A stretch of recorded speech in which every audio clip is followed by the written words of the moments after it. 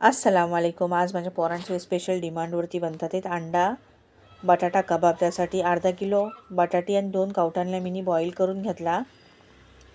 भाजी मॅशरनी मॅश करून घ्यावाचा. त्यातलं एक मीडियम साईजचा कांदा, कोथिंबीर, पुदिना आणि मिरची टाकायची कापून. पावडर मसाल्यातलं चाट मसाला, काली मिर्च पावडर, चिली फ्लॅक्स, लाल मिर्च पावडर, जिरा पावडर, गरम मसाला, मीठ हा सगळं टाकून मिक्स करून घ्यावाचा. जैसा मिक्स होईल तसे एक एक करून आपण सगळे कबाब बनवून घेऊ. चिपकत नाही, इझिली बनतात हे कबाब आणि खाण्यातल्या तेवढेच टेस्टी असतात माशाल्लाह. सगळे कबाब बनवून ठेवले. हावर मिनी प्लेटला मीठ टाकून 2 कावटांना फोडला आणि डिप केले कबाब त्यातलं आणि एकावर तेल मिनी गरम करत ठेवला होता. ते तेलातलं टाकले. एक एक करून सगळे कबाब ह्यातलं टाकले. फ्राय अलट पलट करून दोनों साईडनी बेस फ्राय करून घ्यावाचे.